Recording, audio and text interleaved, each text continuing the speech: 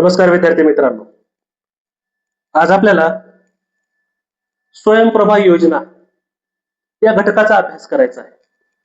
Set net परीक्षेच्या दृष्टिकोनातून महत्वाचा असणारा घटक म्हणून या घटकाकडे पाहिलं जातं. पेपर क्रमांक 1 मध्ये या स्वयंप्रभा योजनेवरती प्रश्न विचारले जातात. या दृष्टिकोनातून आपल्याला विचार करायचा आहे. तर स्वयंप्रभा योजनेचा विचार जर केला तर ही योजना शालेय व महाविद्यालयीन विद्यार्थ्यांसाठी मोफत ऑनलाईन शिक्षणाच्या उद्देशाने सुरू करण्यात आलेली योजना आहे. शालेय स्तरावरील व महाविद्यालय स्तरावरील विद्यार्थ्यांना ऑनलाईन शिक्षणाच्या उद्देशाने सुरू करण्यात आलेली स्वयंप्रभा ही योजना आहे. ही योजना 9 जुलै 2017 मध्ये सुरू करण्यात आली. 9 जुलै 2017 मध्ये मानव संसाधन विकास मंत्रालय, मायक्रोसॉफ्ट व MSCIT या कंपनीच्या संयुक्त विद्यमानाने ही स्वयंप्रभा योजना सुरू करण्यात आली, कार्यान्वित करण्यात आली. तर ह्या शिक्षणासाठी ऑनलाईन शिक्षणाबरोबरच 34 DTH चॅनल सुरू करण्यात आले. 34 DTH चॅनल सुरू करण्यात आले.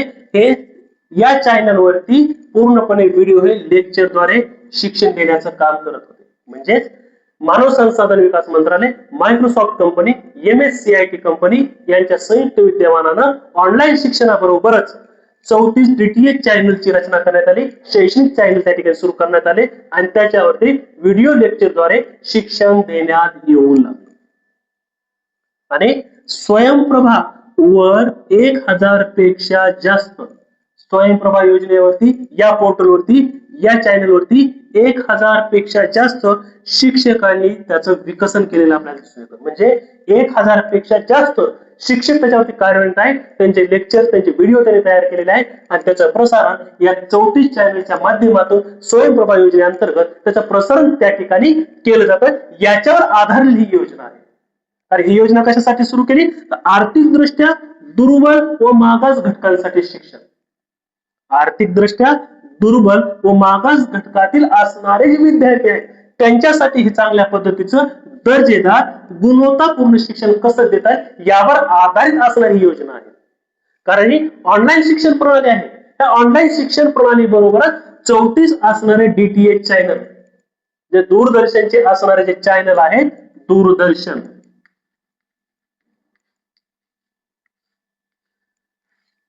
दूरदर्शनचे असणारे DTH वरचे जे चॅनल आहेत ते 34 चॅनल वरती असणार हे चॅनल जातात आणि हे पूर्णपणे चॅनल हे फ्री असतात. त्याला कुठल्याही प्रकारची फीस आकारली जात नाही.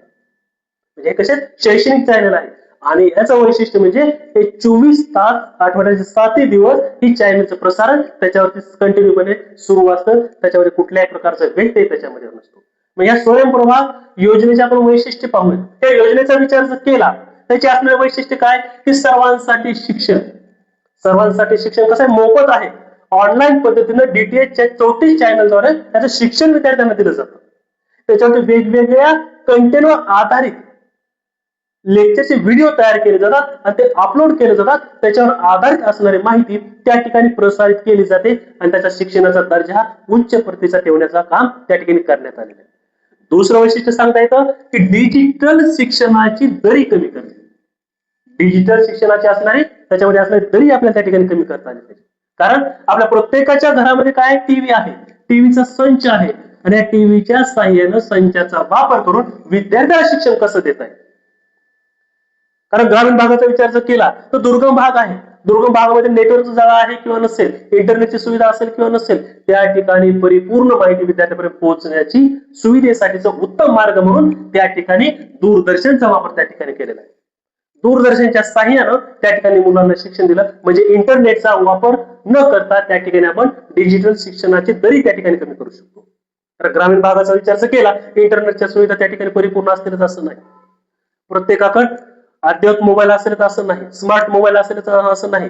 पण त्या साधनाचा पुरवठा जर नसेल, विद्यार्थ्याचं शैक्षणिक नुकसान होऊ नये, त्यांच्या शिक्षणाची गरज पूर्ण व्हावी या उद्देशानं त्या ठिकाणी 34 चॅनलची रचना केली आणि दूरदर्शनच्या साह्यानं शिक्षणाचा प्रसार करण्यासाठी वेगवेगळ्या विषयावर आधारित लेक्चरची त्या ठिकाणी रचना केली आणि त्याचं प्रसारण करण्याचं काम या स्वयंप्रभा योजनेअंतर्गत करण्याचं काम त्या ठिकाणी केलं जाऊ लागलं. त्याच्यामुळे सर्वांसाठी शिक्षण व डिजिटल शिक्षणाची दरी कमी करण्याचं काम याच्या मार्फत केलं गेलं. त्याच्यानंतर पुढलं वैशिष्ट्य सांगता येतं की गुणवत्तापूर्ण शैक्षणिक सामग्री त्याच्यावर तयार केली जाऊ लागली. कारण आपण जे 34 चॅनल वापरत आहोत, डिजिटल शिक्षणाची दरी कमी करायची आहे, पण त्याच पद्धतीनं गुणवत्तापूर्ण शिक्षण कसं देता येईल या दृष्टिकोनातून एनसीईआरटी, यूजीसी, NIOS आणि युग्नो सारख्या संस्था त्याच्यामध्ये काम करत आहेत. त्या संस्थेच्या अंतर्गत विविध प्रकारचे लेक्चर व्हिडिओ त्या ठिकाणी तयार केले जातात आणि त्याचं प्रसारण कसं केलं जाईल याच्यावर त्यांचा विचार केला जातो आणि त्या पद्धतीने त्याचं सादरीकरण केलं जातं.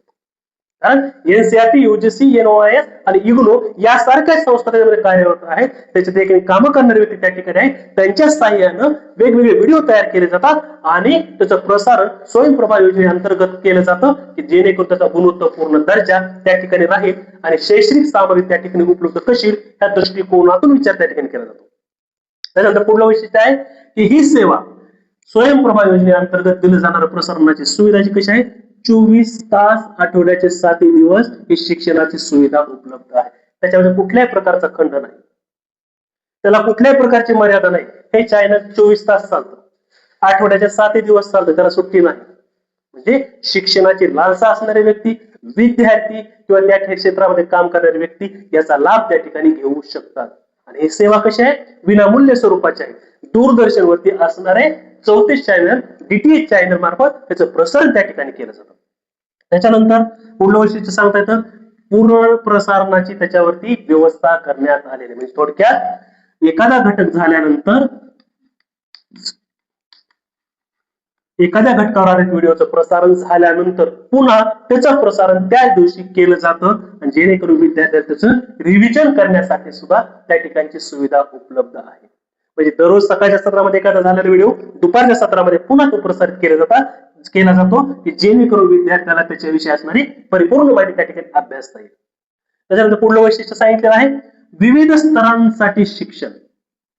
विविध स्तरातील विद्यार्थ्यांसाठी शिक्षणाची व्यवस्था आहे. आपण पहिल्यांदाच पाहिलं की काय आहे की शालेय व महाविद्यालयीन विद्यार्थ्यांसाठी मोफत शिक्षण आहे. म्हणजे इयत्ता पहिली पासून ते पदवी शिक्षण घेणाऱ्या विद्यार्थ्यापर्यंत त्या चॅनलचा लाभ त्यांना होऊ शकतो. ज्ञानाची भर पाडण्यासाठी त्याचा उपयोग होऊ शकतो, ज्ञान प्रगल्भ करण्यासाठी त्याचा उपयोग त्या ठिकाणी होऊ शकतो. म्हणजे सर्व स्तरातील विद्यार्थ्यांसाठी शिक्षणाच्या व्यवस्थेसाठी ही स्वयंप्रभा योजना त्या ठिकाणी काम करताना किंवा उपयोगी पडताना दिसून येते. त्यानंतर पुढलं वैशिष्ट्य सांगितलंय PME विद्या उपक्रमाचा एक भाग म्हणून त्याच्याकडे पाहिलं जातं. PME विद्या उपक्रमाचा भाग आहे. कोविडच्या काळामध्ये PME विद्या ही उपक्रम त्या ठिकाणी राबवला गेला जाऊ लागला. त्या उपक्रमाअंतर्गत सुद्धा स्वयंप्रभा योजनेअंतर्गत त्या चॅनलवरती त्याचं प्रसारण त्या कार्यक्रमाचं केलं जातं. कारण ह्या योजनेचा उपक्रमाचाच भाग काय होता की सर्वांसाठी शिक्षण आहे. कोणीही कुठेही त्या शिक्षणाचा लाभ घेऊ शकतो. तो मोबाईलच्या साहाय्याने घेऊ शकतो, रेडिओच्या साहाय्याने घेऊ शकतो किंवा दूरदर्शनच्या साहाय्याने किंवा ऑनलाईन शिक्षणाच्या असणाऱ्या साधनाच्या साहाय्यानं त्याच्यातून विद्यार्थ्यांना शिक्षण भेटलं पाहिजे. कुणीही शिक्षणापासून वंचित राहणार नाही या दृष्टिकोनातून विचार केला जाऊ लागला. म्हणजेच PME विद्या उपक्रमाचा भाग म्हणून सुद्धा या स्वयंप्रभा योजनेकडे पाहिलं जातं. जर हा व्हिडिओ तुम्हाला आवडला असेल लाईक करा, शेअर करा, सबस्क्राईब करा आणि हो कमेंट करायला मात्र विसरू नका. धन्यवाद.